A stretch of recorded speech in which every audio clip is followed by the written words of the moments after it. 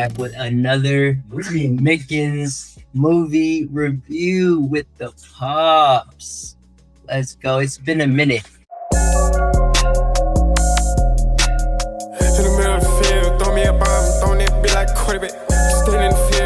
Can you believe it's already been 5 months since our last movie review? Wow, just seemed like yesterday. Yeah. The last one was Predator. I mean, that one was all right, but what are we seeing today? We are seeing Backrooms, 2026 horror film. Just came out a couple of days ago. Days the 31st, just came out on the 29th. This was supposed to be a horror film, and I've also been studying the lore with the Backrooms and liminal spaces for a while now. I even did a podcast on liminal spaces and all that. If you didn't know, Backrooms and liminal space got its origins around the 2020 area, started picking up. So yeah, if you go on Instagram, I know you're not on Instagram. Oh no. But there's a lot of like clips and videos on there where people, show like liminal spaces. There's a big community behind it and Backrooms and all that. Because I know when I looked at the trailer, right? You went from one room to another, and that would not work for a cat like me because I'm claustrophobic. It looked like each room, man, it's like I'm going deeper and deeper into this thing. But like I was saying, it's directed by Kane Parsons. Well, Kane Parsons, he was actually a college student who pitched this movie to A24, the directors, the production company behind this movie. Yeah, I've been reading. I was reading some of the ratings before I got here. And yeah, they did pretty good for the first opening weekend in the box office. Yeah, it really did. It started off as a YouTube video actually, and then he made a whole series.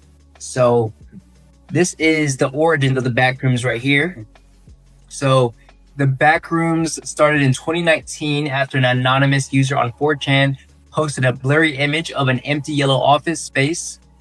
Slide 2 of this with a short paragraph about no clipping out of reality and ending up trapped in endless fluorescent hallways. The image itself was eventually traced back to a real building photographed in 2002 inside a former furniture store in Wisconsin that had water damage, mold, stained carpets, and strange maze-like rooms. Part of why the Backrooms became so unsettling is because of something called liminal spaces, a psychological term used for places that feel wrong when they're empty. Hallways, airports, schools, malls, office buildings, spaces that are designed for movement and people, but they're empty. So it gives you that eerie feeling. Yeah, like where's everybody at? Well, and then just the feeling of being alone. That feeling. Yeah, it's like nostalgic, but it's creepy at the same time. And what you said something about A24 earlier. Who's A24? That's the production company. That's funny because if I ain't mistaken, I saw A24 on one of the boxes on the trailer. Okay. Yeah. So might be an Easter egg. Might be okay in the movie. Yeah. So yeah, that, like we said, like liminal space feeling. That's that that feeling when there's nobody there. Your brain starts to act like something's missing. So this concept turned into one of the internet's biggest horror stories, and it's got a lot of lore behind it. So the director you talked about, Kane Parsons, he was a 16-year-old filmmaker in 2022 known as Kane Pixels, who uploaded a short Backrooms film to YouTube that completely changed how people saw it. Okay, so he pitched it to A24 and they began to work on it. So let's go through some of these slides. If you're not careful, clip out of reality in the wrong areas, you'll end up in the Backrooms, where it's nothing but the stink of old moist carpet, the madness of mono yellow, and the endless background noise of fluorescent lights at a maximum hum buzz. So God save you if you ever get this. Yeah, that right there would drive you crazy. So here's some more pictures from the movie. Here's like they're no clipping, I guess, out of reality and ending up in the Backrooms. So yeah, so here's the Backrooms. You don't want to end up there, obviously. Would not be fun to. And there's the monsters apparently. Oh, really? The first thing, knowing me, the first thing I would do would freak out. That's because like I said, I'm claustrophobic, and then you're gonna start stressing out. Yeah. So, and that's not good. That's not gonna help you escape, Yeah. So you have to come to grips with it, so you have any chance of coming out of those things, you have to calm yourself down. So here's an example of a liminal space. It's here a hotel in London, one of the most famous liminal spaces that there is. Some more liminal space pictures. Like, you let me know, what are these pictures? I got some more. So here's some pictures of the Backrooms here of the movie. We're about to go see some. Let's see. I got some pictures. Let me know. It just looks like to me that everything that's closed off is closed off again. You know what I'm saying? It's like it's covered. It's like that hotel you just showed. It had a cover on it. Yeah, outside. that makes sense, right? Right. Yeah. So So let me know, what are these pictures? What type of feelings do these pictures invoke? Emotions do they evoke out of you? So these are some liminal space pictures. Movie theaters in general are pretty liminal. if I went in a theater by myself, I'd definitely be freaked out. Empty school, empty playground. A lot of these like just liminal spaces, famous pictures. You're supposed to have kids here, you get that eerie Burgers feeling. and fries, having a picnic. Yep. So y'all let us know, what are those pictures? How do they make you feel? And then here we have the actual directors of the film speaking. So let's give it some volume and let's check it out. Here we go. Space that is very minimally designed. Liminal. Yeah. Liminal, I think is the key. Minimally inhabited. Liminal. Liminal. Minimal. A kind of in-between space. Like a waiting room. where you don't see an ending to it or an exit.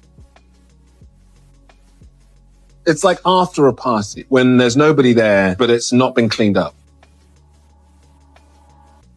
You have these dreams where you're living in your apartment and there's like 3 or 4 extra rooms that you've never gone into before. You get so excited and you enter those rooms. And every time I do that, they tend to have a little bit of a chain reaction in these other spaces. So I have those dreams too. I actually went down this rabbit hole of watching all these videos of liminal spaces. of course you did. I just go into stuff sometimes because I'm a nerd. Hello? So let's go back. Any more pre-movie predictions before we get into it, Pops? No, we're gonna give them a update once we come out. All right, folks. So I'm pretty excited about it. yeah, we'll give you, like you said, we'll give you an update. We'll head to the movie theater right now. Shout out Raider Gang, number 1 pick. Yeah, that's right. Fernando Mendoza gonna lead us to the championship. To the promised land. This is our year. Raider Gang, Raider Gang. Let's go, folks. Another Mickens movie review on a beautiful Sunday. Movie starts at 4:45. It is currently We got some time on. 3:21. We got some time to kill.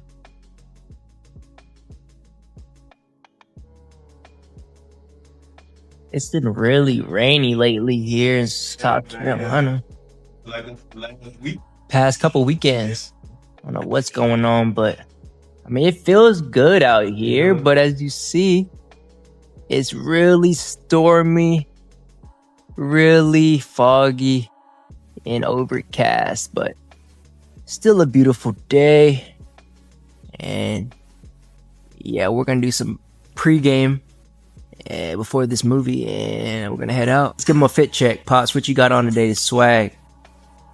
Yeah. As usual, I'm always Got rocking decked out my Raiders. with the Raiders gear. Yep. Some pants from work. Some great khakis. Technician, yeah. Hard. Get back here. Hard. And the Air Forces Raider ganged out. There you go, yeah. All right. All right. 5 fit. Yes, sir. Let's give me a little outfit check. Typical wear for me, really just a hoodie and some sweats with the Air Forces. Nice, comfy, chill, relaxed fit for the day. And that's a problem all within itself. Yeah, we couldn't even survive there if we didn't have some type of atmosphere. That's right. And that's what it's all about. Before, and that's it, terraform. Just like in the Marvel comics, when Galactus comes and when they terraform planets, that's what we would have to do to Mars just so it would have a atmosphere. Because right now there's no atmosphere, so it's you know It's freezing. it's freezing. Now it does get to 70 degrees. Every once in it does get to 70 degrees, but there's no atmosphere. But that's So- like the so- max. So soon as nightfall comes, well, it's already freezing during the day. As soon as nightfall comes, it's Frigid. Yep. Below zero. And the problem that we're gonna have, or that they're gonna have when they do get to Mars, is having enough fuel to get back. And then when they do decide to come back, there's only windows that they can come back, because that's when the orbits are the closest. So once you're there, you're there for the duration. You have to But be there. You have to be there. But during that time, they're terraforming, and I forgot what the process was, but they are making enough fuel for the trip back. Yeah. There's something that they're doing, and In order to get fuel. yeah, to get back for the trip back. Yeah. And it's a 7-month trip. And who's to say something won't go wrong on the trip? Yeah, but you know, we made leaps and bounds. I mean, I don't say leaps and bounds, but that last trip that we had, you know, that they went to the moon, that they flew around the moon. Yeah. Yeah, so that's like, you know, it might sound minor, but it really ain't.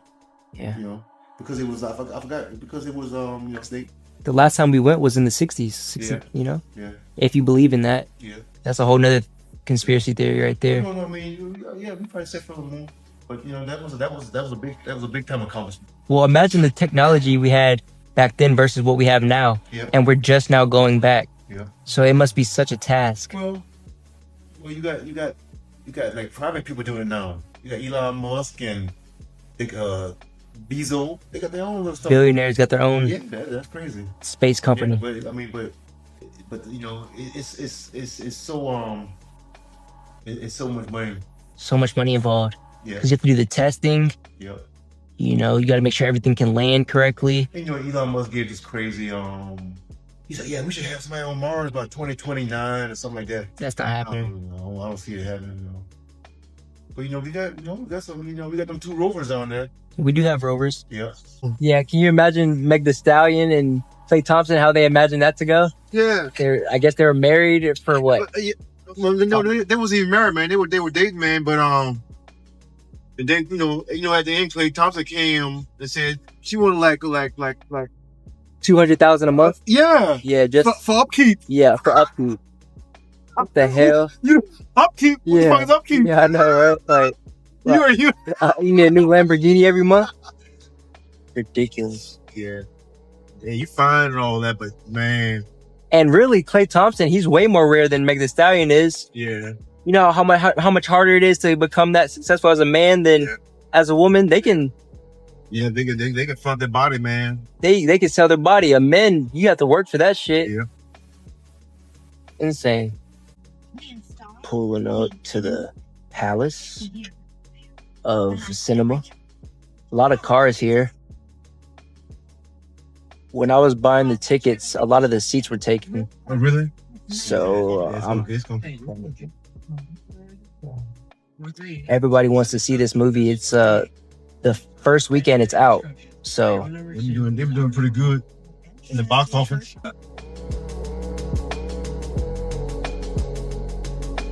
Thank you, ma'am.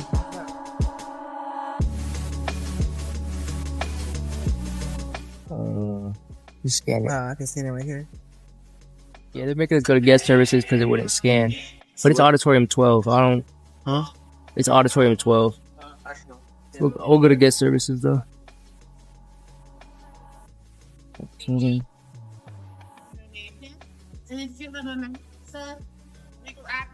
Nice little selection. You know.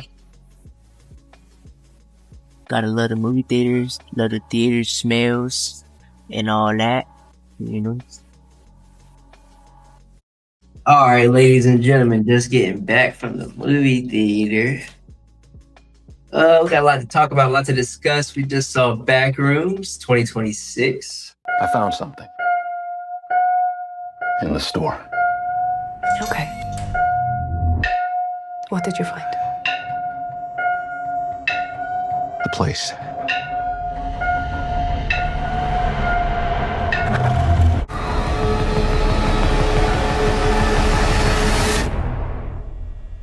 It's beautiful. Am I right?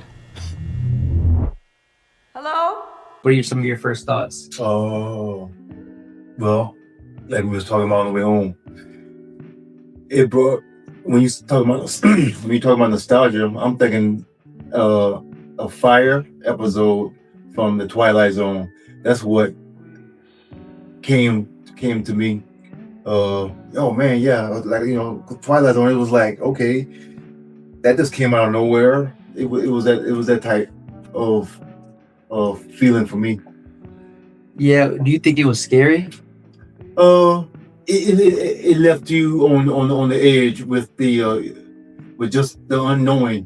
When you first got there, going through the wall, all of those we call them the limited spaces. Liminal space. The limited spaces, and that brought air to it also. The liminal spaces and the unknown. The whole thing was, I think different people is going to get different things out of it when they go see it. I don't know what the right answer is, and we was talking on the way here. Psychological, it didn't really get gory until like the very end, and that kind of surprised me. That came out of nowhere. But doing the whole thing, you was thinking that, okay, all these limited spaces, all these little cracks and crannies, something gonna come out there and eat somebody, but it didn't really happen.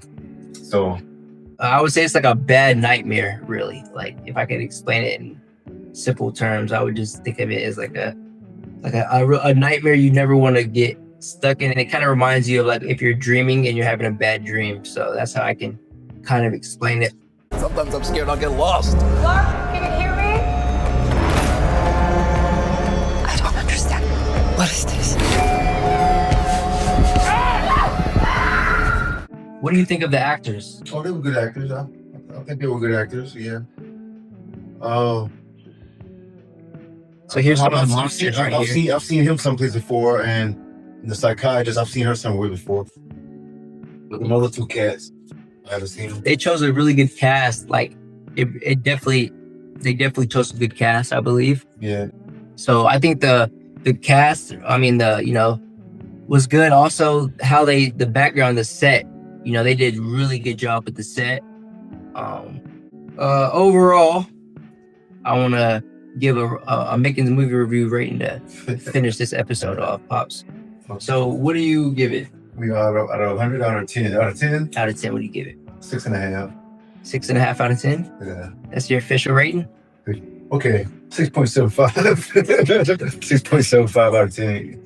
All right. I'm gonna give it a 7.1, and we're good. So that's my official rating. 7.1. Pops, you gave it a 6.75. 6.75. There you go, folks. Yeah, go out there and watch it. It's a good movie, and you're gonna draw your own concessions of perceptions about it. Yep. All right, folks. Y'all let us know what y'all think about it. Y'all go and check it out. Hope y'all enjoyed the video, and we'll see y'all in the next one. All these rooms, this place builds them. It's like a maze. It just goes on and on. All right, a few days have passed since I watched Backrooms and recorded my initial first reaction review. And after sitting with the film, thinking about it more, and seeing a lot of mixed reactions online, I wanted to revisit my thoughts a little bit. Honestly, the mixed responses didn't surprise me at all. Looking back now, my original rating of a 7.1 out of 10 almost feels a little low. Not because I think the movie was bad, but because most of the criticisms come from wanting more rather than being disappointed with what we got. My biggest issue is that parts of the ending felt a bit rushed, and some of the character development could have been expanded. I also would have loved to spend more time exploring the backrooms themselves. More liminal spaces, more pool rooms, more levels, more Dreamcore style environments, more of that surreal imagery that made the backrooms such a massive internet phenomenon in the first place. But the more I think about it, maybe that's exactly the point. Perhaps they intentionally left a lot unexplored because there's so much room for sequels and future stories. Without spoiling anything, The movie definitely suggests that the Backrooms is far larger than what we see on screen. Throughout the film, the characters are constantly being pulled deeper and deeper into it by entities. We get glimpses of different layers, different environments, and brief looks at places that seem to exist far beyond the areas we're actively exploring. Hello?